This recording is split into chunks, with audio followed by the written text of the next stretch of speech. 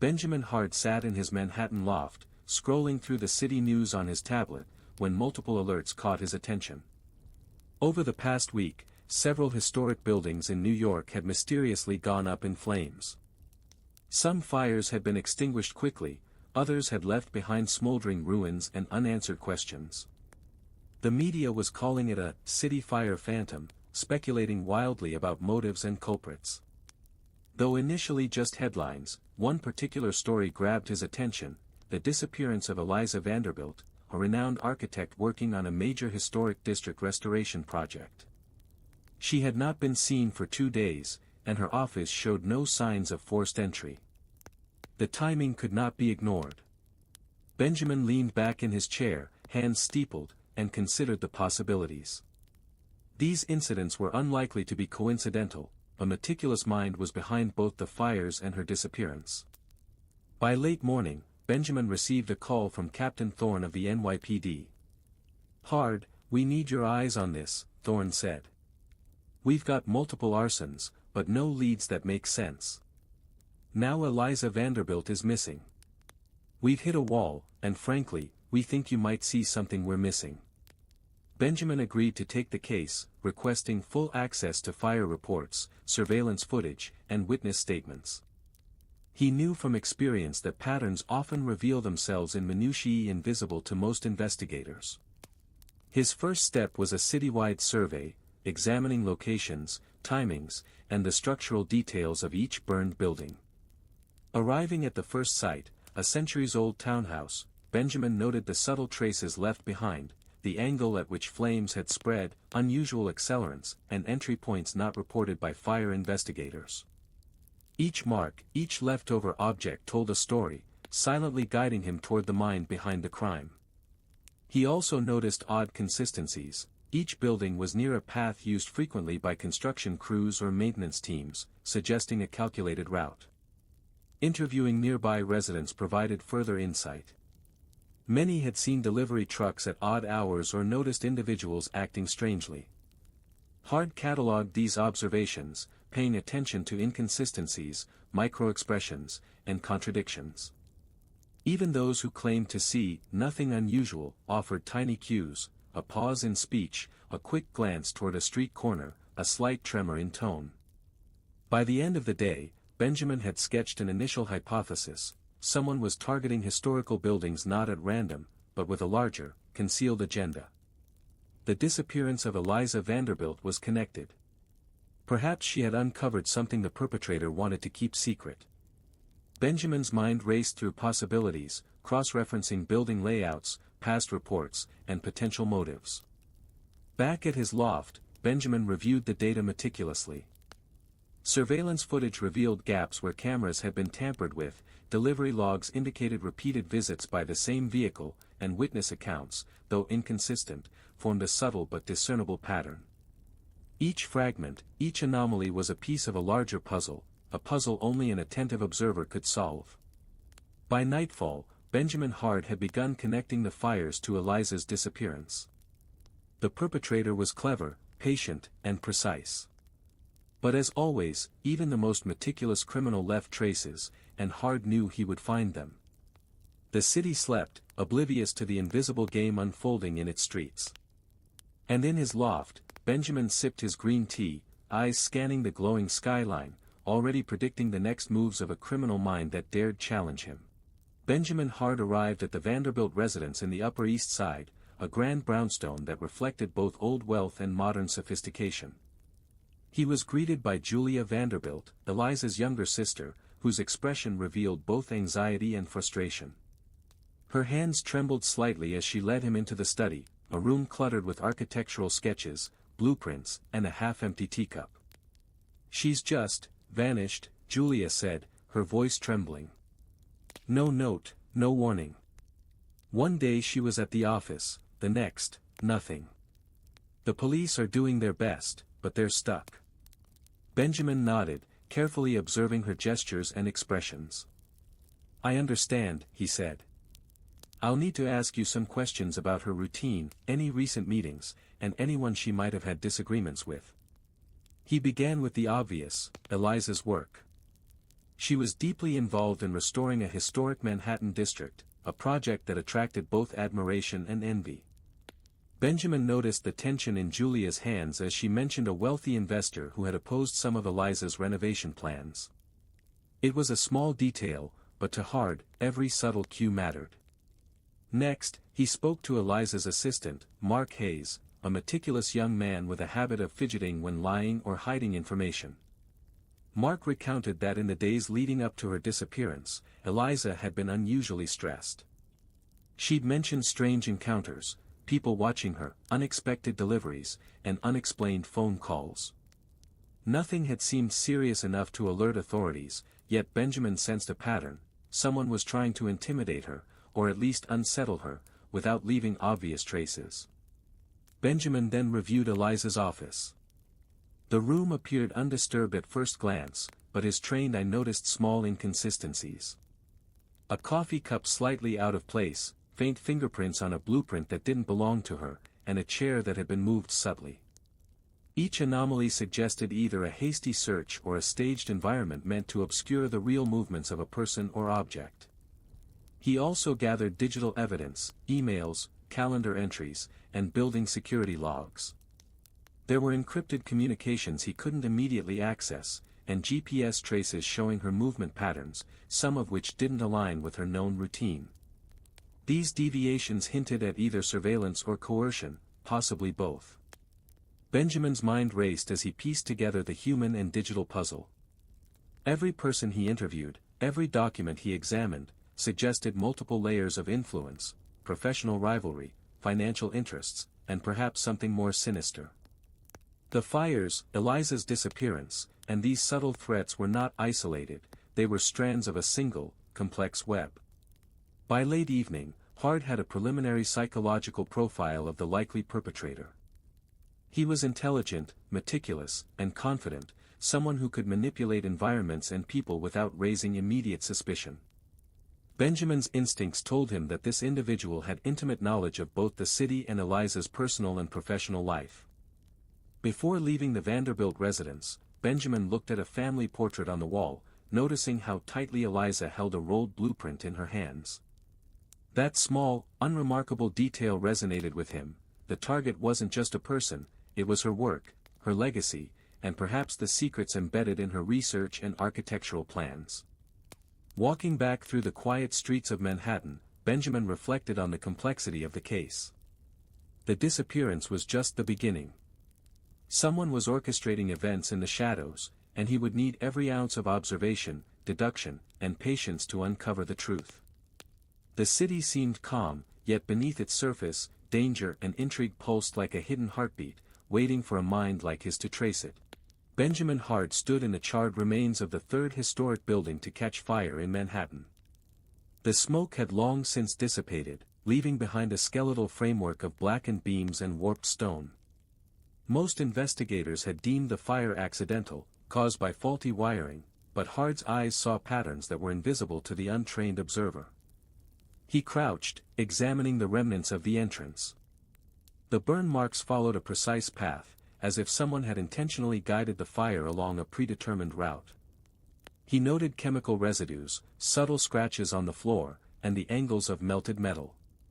Every detail whispered the same message: this was no random accident, it was a deliberate act. Across the city, 2 more fires had occurred in older buildings scheduled for renovation. Banjamin mapped their locations, connecting them on a digital map. The pattern was subtle but unmistakable. Each building fell along a specific route through Manhattan, creating an almost geometric shape when traced on the map. Hard's mind raced, interpreting this pattern not as coincidence but as communication, a signature left by the perpetrator. He then compared the timing of the fires with Eliza Vanderbilt's known schedule. Some fires coincided with her office visits, while others happened when she was away. It suggested that the arsonist had intimate knowledge of her movements, possibly even access to insider information. Banjamin noted that the perpetrator's knowledge went beyond simple observation, it reflected planning, timing, and a strategic aim to intimidate or manipulate. Interviewing nearby witnesses revealed subtle, often overlooked details. One elderly janitor mentioned seeing a white van parked unusually close to two of the affected buildings at odd hours. Another neighbor described a figure wearing a hoodie, carrying a small container, moving carefully yet purposefully. These fragments, though seemingly insignificant individually, began forming a trail of human activity, footprints that traced a deliberate path through the city streets. Banjamin also studied city surveillance footage. He detected gaps where cameras had been temporarily disabled or overlooked, possibly indicating prior reconnaissance by the arsonist. The vehicles he noted appeared consistently, always avoiding direct confrontation and never lingering longer than necessary. It was precision at its finest, a mix of opportunity and calculation that only someone familiar with urban logistics could execute. He cross-referenced the locations of the fires with Eliza's project sites. Every burned building was near areas slated for renovation, all tied to her historical district project. Banjamin realized that the fires were more than mere vandalism, they were sending a message. Someone wanted to halt the restoration, perhaps to protect other interests or suppress historical discoveries embedded in the buildings themselves. By evening, Hard had built a mental timeline of the fires, analyzing intervals, methods, and the geographic spread. Patterns of repetition and deviation suggested a meticulous mind behind each act. He also noted a psychological element. The perpetrator seemed to enjoy the subtle terror induced by the fires, the way the city murmured with curiosity and fear, never suspecting the full truth. Returning to his loft, Banjamin laid out his maps, photos, and notes. The trail of fire was no longer random, it was a path, a code, a warning, and possibly a breadcrumb leading to Eliza herself.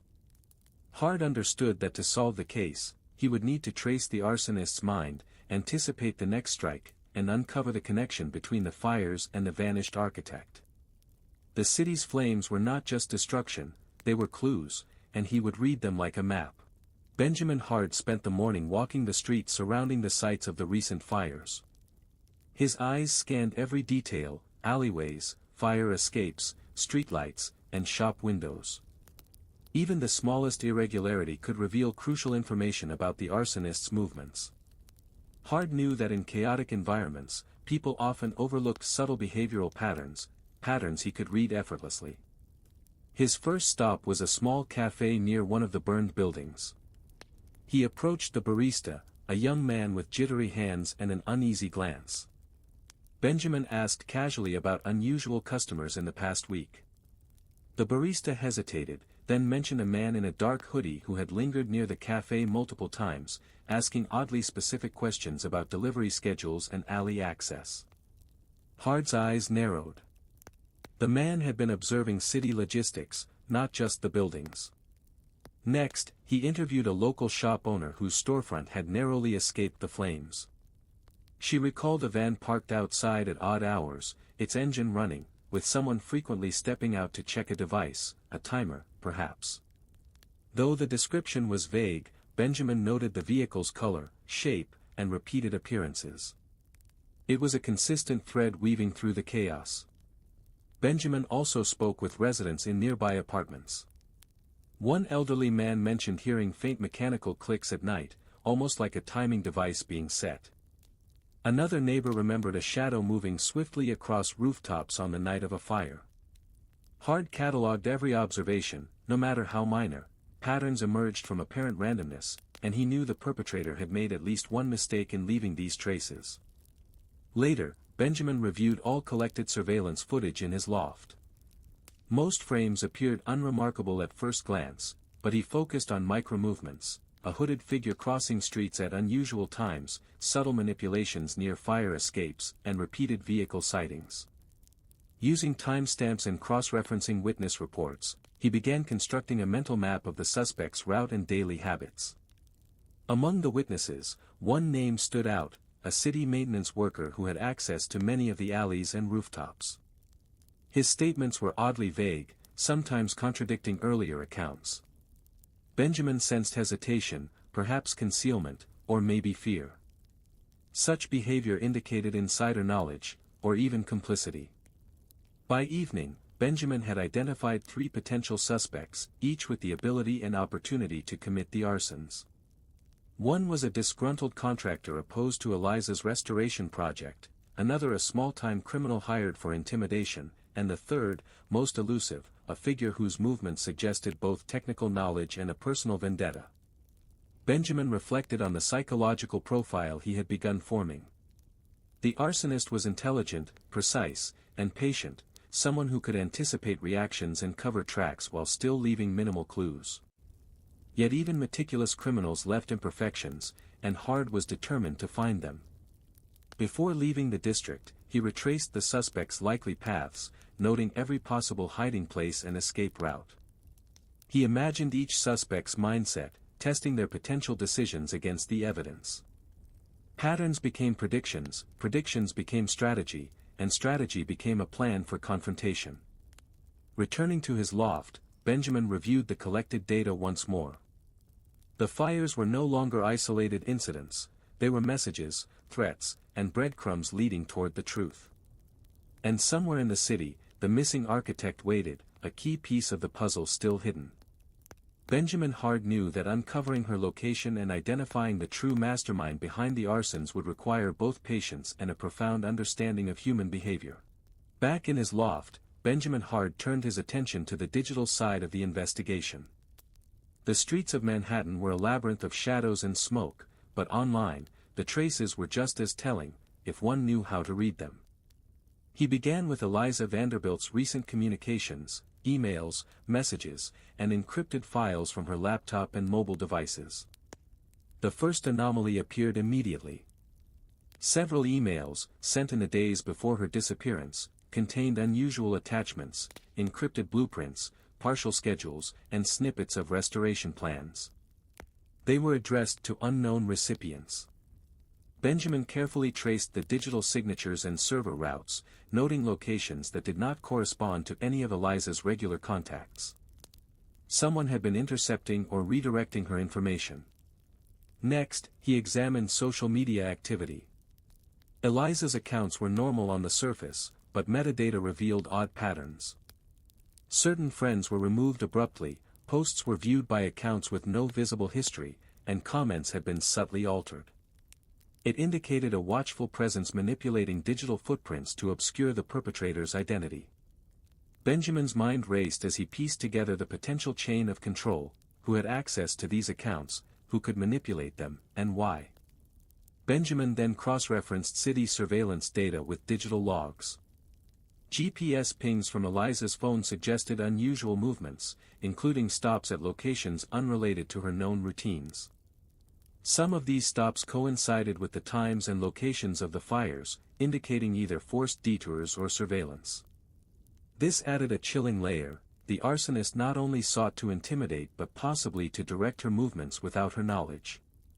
Meanwhile, financial transactions revealed further anomalies. Small deposits from anonymous sources, unexpected withdrawals, and payments to services that seemed legitimate at first glance hinted at a larger network backing the operation. Banjamin recognized the careful planning and resourcefulness of someone with both means and motive. Through careful digital forensics, Banjamin identified the likely method of the perpetrator's coordination: encrypted messaging apps, temporary burner phones, and untraceable GPS devices. Each left minute traces, imperceptible to the untrained eye but critical to someone like Hard. He could now visualize a network of communications and movement patterns, narrowing down potential suspects based on access, skill, and proximity to both the fires and Eliza. One breakthrough came from a routine review of email metadata. A single IP address had accessed Eliza's communications multiple times, each instance timed to precede one of the fires by several hours. Banjamin traced the address to a location near an abandoned warehouse, a likely operational base for the arsonist. The connection was indirect but strong, a breadcrumb leading straight to the heart of the operation. As night fell over Manhattan, Hard reviewed the compiled data. The digital trail revealed not only the perpetrator's movements but also their psychological profile: meticulous, confident, and clever, yet prone to subtle errors when operating under pressure. It was a mind that valued precision and secrecy, but one that had underestimated observation and patience. Banjamin leaned back, letting the city lights flicker across his face.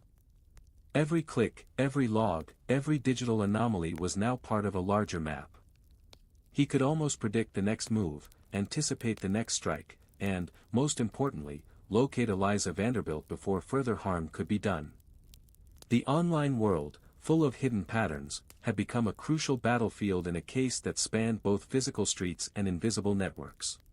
Benjamin Hard returned to the city's historical district with a fresh perspective. The digital trail had illuminated the arsonist's movements, but understanding the why required a deeper dive into human nature, history, and ambition. Each burned building, each manipulated route, seemed to hold a secret message, but only to those capable of deciphering it. He began by studying the backgrounds of key figures connected to the historic district project. Developers, investors, rival architects, each had potential reasons for wanting the project derailed. Most were straightforward: profit, control, or fear of regulation. But one name kept surfacing subtly, almost hidden beneath layers of public activity: Gregory Whitman, a wealthy investor known for aggressive acquisitions and disdain for preservation laws. Whitman had lost bids on several restoration projects to Eliza and had publicly criticized her vision for the district. Benjamin also revisited Eliza Vanderbilt's own plans and notes. She had discovered hidden architectural features in multiple buildings, forgotten rooms, encrypted blueprints, and clues about land ownership disputes. Her research suggested that demolishing or altering certain structures could reveal financial frauds, concealed property transfers, and secret alliances, information that would threaten powerful interests. Hard realized that the arsonist's goal was twofold: intimidate Eliza and destroy evidence. Next, Benjamin examined the psychological patterns evident in the fires. Each blaze was controlled, deliberate, and executed to maximize visibility while minimizing direct human casualties. The arsonist sought attention and fear, not just destruction. Hard hypothesized that the perpetrator had personal knowledge of Eliza's habits and a need to assert dominance over her project. The precision and timing of the fires indicated obsessive planning, a blend of personal vendetta and professional opportunism. Interviewing neighborhood residents and minor stakeholders revealed subtle tensions. Contractors who had worked with Whitman hinted at erratic behavior, sudden cancellations, aggressive warnings, and attempts to access private architectural documents. Benjamin recognized that the arsonist wasn't acting alone. There was coordination, perhaps a team or a network providing logistical support, disguising their presence while executing complex maneuvers. Hard traced financial connections linked to property acquisitions in the historical district. Suspicious payments, shell companies, and anonymous consultants suggested that the ultimate beneficiary of the fires and intimidation campaign was indeed Whitman. The stakes were enormous: control of the district, elimination of obstacles, and the erasure of evidence that could expose unethical dealings. By nightfall, Benjamin summarized his findings: the fires, the disappearance, and the subtle manipulations were all tied to a calculated attempt to consolidate power. The arsonist sought both control over property and the silencing of Eliza Vanderbilt. Hard's meticulous observation revealed the weakest points in this carefully constructed plan: overconfidence, predictability, and the occasional digital slip. Returning to his loft, Benjamin organized the collected information into a map of motives, timelines, and patterns. The picture was becoming clear. He now understood the psychological, financial, and strategic underpinnings of the arsonist's plan. The missing architect's fate, the preservation of the historic district, and the capture of the perpetrator all depended on anticipating the next move and exploiting the cracks in a seemingly flawless scheme. Benjamin poured himself a cup of green tea, letting the aroma calm his mind. The city outside gleamed innocently, unaware of the danger hidden in its streets and rooftops. Yet he knew the truth: beneath the surface of normalcy lurked a mind willing to destroy to achieve power. And he would follow that mind to the very end, piece by piece, fire by fire, until Eliza was safe and justice prevailed. Benjamin Hard approached the fifth site on his list, a partially renovated townhouse that had narrowly escaped a previous fire. The building was eerily silent, its charred exterior a grim reminder of earlier incidents. Hard's instincts told him this location was no ordinary site. It was carefully prepared, likely a trap designed to test or slow down anyone investigating too closely. As he examined the perimeter, he noticed subtle anomalies, slight scuff marks on the stairs, tiny traces of accelerant residue on the edges of windows, and faint impressions of a weighty object dragged across the floor. Each detail, barely noticeable, signaled prior presence and preparation by someone meticulous. Hard knew that entering without caution could trigger another fire or worse. He donned protective gloves and began his methodical sweep. Using tools and sensors he always carried, Banjamin detected an improvised incendiary mechanism hidden beneath a floorboard. A simple misstep could have set the townhouse ablaze in seconds. Hard carefully disarmed the device, noting the craftsmanship and timing. It was precise, yet designed for minimal exposure to the perpetrator. This wasn't just a fire starter, it was a psychological weapon, meant to instill fear and hesitation. Banjamin's attention shifted to the surrounding area. Rooftops, alleyways, and nearby structures were strategically positioned for observation. He realized that the arsonist had anticipated law enforcement and investigators, mapping escape routes and surveillance blind spots in advance. Someone had studied the city's architecture as meticulously as Eliza studied her restoration projects. While analyzing the scene, Hart heard faint noises from the rear alley, a hurried shuffle, a distant whisper. He moved silently, blending into the shadows. A figure darted past, carrying a small, dark object. Banjamin followed at a calculated distance, noting the figure's gait, weight distribution, and behavior. Each observation fed into his mental profile. The arsonist was confident, agile, and familiar with the city's hidden paths. Banjamin trailed the figure to a narrow corridor behind an abandoned warehouse. The person vanished into darkness, leaving only a small piece of equipment, a timer or detonator of some kind, discarded in haste. Banjamin pocketed it, recognizing its significance. Not only was it a clue to the arsonist's operations, but it would later serve as a physical reminder of his meticulous investigation. At that moment, Banjamin realized the trap had a dual purpose. It wasn't only meant to injure or intimidate, it was a test. The arsonist wanted to gauge the skill, caution, and intelligence of anyone pursuing him. Banjamin's careful observation, patient movements, and analytical approach allowed him to pass the test unscathed, but he understood the stakes had escalated. Returning to his loft, Banjamin studied the recovered device. It was intricate, improvised, and telling of the arsonist's mindset, a person who valued control, precision, and dominance. Each detail contributed to the psychological profile he was assembling, narrowing the suspect pool and predicting future movements. By the night's end, Hart had updated his map of potential hideouts, escape routes, and likely next targets. The investigation had become more dangerous, but each risk provided information. Every trap the arsonist set, every burned building, and every discarded device was a breadcrumb. Banjamin's mind worked tirelessly to assemble them into a coherent pattern, a pattern that would eventually lead him to the missing architect and the mastermind behind the fires. The city slept, unaware of the dangers lurking in its quiet streets. But Banjamin Hart was awake, alert, and ready. He understood now that solving this case would require equal parts intellect, caution, and courage, and he was prepared to meet that challenge head-on. Banjamin Hart arrived at the abandoned warehouse at the edge of Manhattan's industrial district. The building was surrounded by rusted fences and overgrown weeds, almost invisible from the main road. From the outside, it appeared deserted, but Banjamin's instincts told him otherwise. The recent fires, the digital trail, and the discarded device from the townhouse all pointed here, a central hub for the arsonist's operations. Carefully, Hart approached, moving silently through shadows. Using binoculars and infrared sensors, he scanned the perimeter. Inside, faint lights flickered, reflecting off metal surfaces and dusty crates. He observed figures moving with deliberate caution, carrying boxes, checking devices, and coordinating activities. The precision confirmed his earlier suspicions. The arsonist was methodical, meticulous, and well-prepared. Banjamin needed entry without alerting the occupants. He circled the building, examining doors, windows, and ventilation shafts. A small side door, slightly ajar and poorly secured, offered access. Inside, he crouched low, moving through crates and machinery, careful to leave no trace of his presence. The warehouse smelled of chemicals and burnt wood, a scent that confirmed multiple fires had been orchestrated here, pre-planned and executed with expert timing.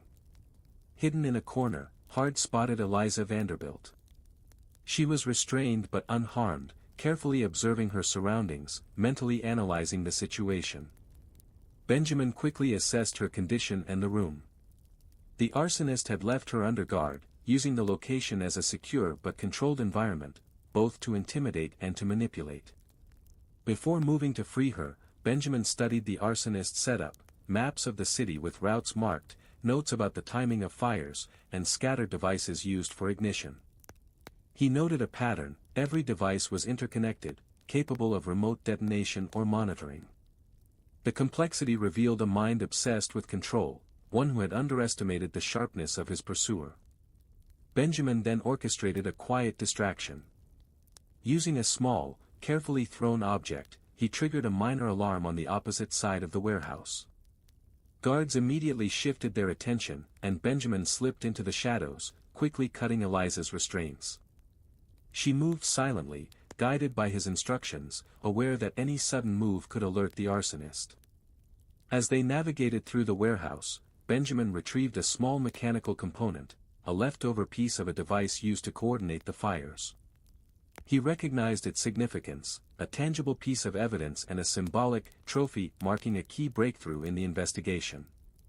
It would serve as a reminder of precision, observation, and the unraveling of a complex web. By the time they exited into the cool night air, Banjamin had ensured Eliza's safety. The warehouse, now partially exposed, contained crucial evidence for law enforcement. He had both rescued the missing architect and captured vital clues to dismantle the arsonist's network. Outside, Manhattan's skyline gleamed innocently, the city unaware of the invisible battles fought in its shadows. Banjamin glanced at Eliza, noting her resolve and calm despite recent events. He knew the next step would be confronting the mastermind directly, but for now, victory was tangible: a rescued victim, a recovered trail, and the first real tangible link to the person behind the fires. Banjamin Hard spent the next day piecing together the evidence gathered from the fires, the digital trail, and the hidden warehouse. Every clue pointed to one individual, Gregory Whitman, the wealthy investor with a history of aggressive acquisitions and a personal vendetta against Eliza Vanderbilt's restoration project. The case was no longer theoretical; it had a face, a motive, and a calculated plan. Using a combination of surveillance, informants, and intuition, Banjamin tracked Whitman's movements. He discovered a meeting scheduled at a private estate on the outskirts of the city, likely to coordinate final actions in his campaign to disrupt the historic district project. Hard knew he had one chance to confront the mastermind before further damage occurred. Under the cover of twilight, Banjamin approached the estate. From the shadows, he observed security routines, guard placements, and entry points. Whitman's arrogance was evident. He moved with confidence, unaware that someone had already unraveled the threads of his meticulously planned schemes. Banjamin noted the positions of cameras, the patrol cycles of guards, and the layout of the grounds. Every detail would be crucial in ensuring the confrontation remained controlled. Inside the estate, Banjamin found Whitman in his private office, surrounded by documents and maps marking the fires and Eliza's project sites. The man exuded wealth and authority, but also impatience. Hard entered calmly, his presence unannounced yet undeniable. Whitman turned, a flash of surprise and irritation crossing his face. "You've been following me," Whitman said, his voice a mix of accusation and disbelief. "I assumed no one could decipher my movements." Banjamin's gaze was steady. "You underestimated observation, calculation, and human error. The fires, the threats, the disappearances, it all points to you. And I know where Eliza Vanderbilt has been held." Whitman's expression hardened. "You think you can stop what I've started?" "I've already stopped part of it," Banjamin replied, producing the small mechanical component he had retrieved from the warehouse. "And this is just the beginning of the evidence you can't erase." The confrontation escalated into a tense psychological duel.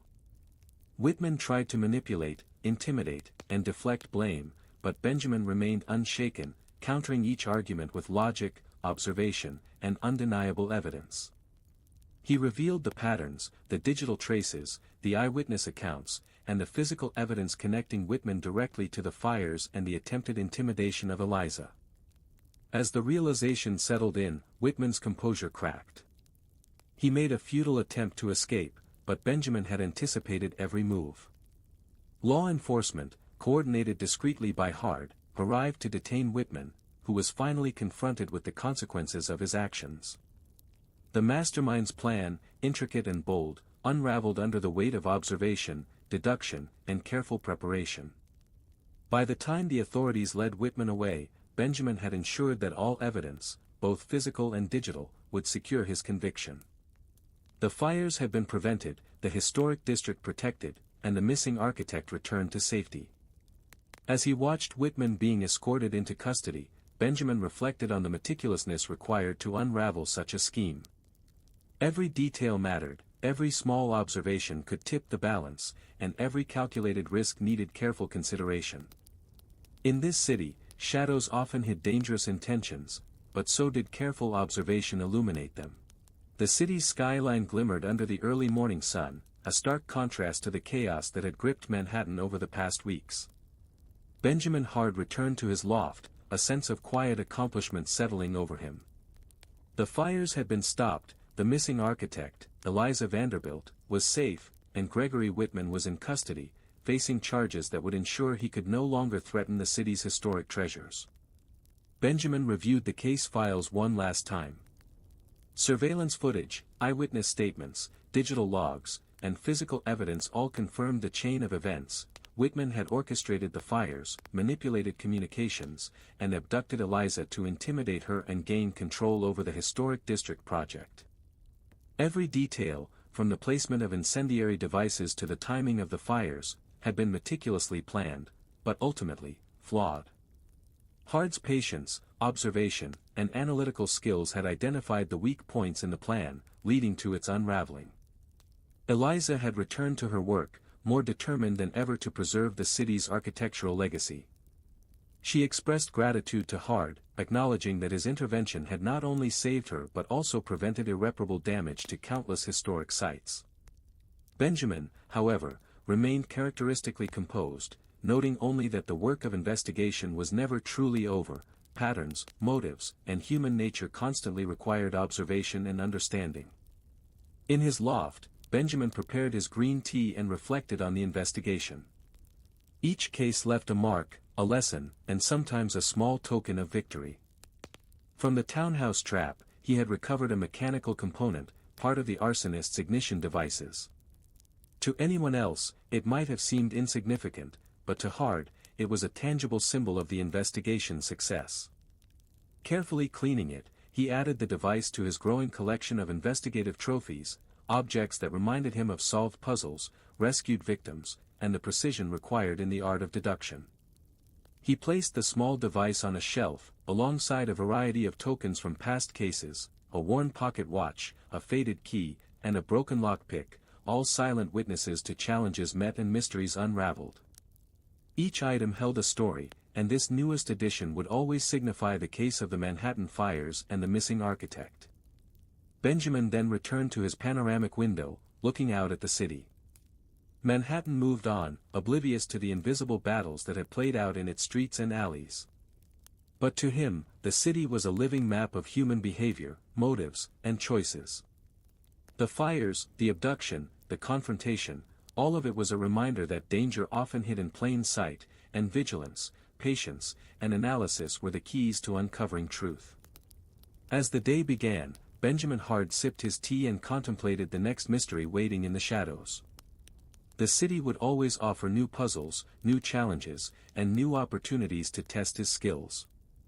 And somewhere, in a quiet corner of his loft, the small mechanical device gleamed, a silent testament to one more case solved, a life saved, and justice served.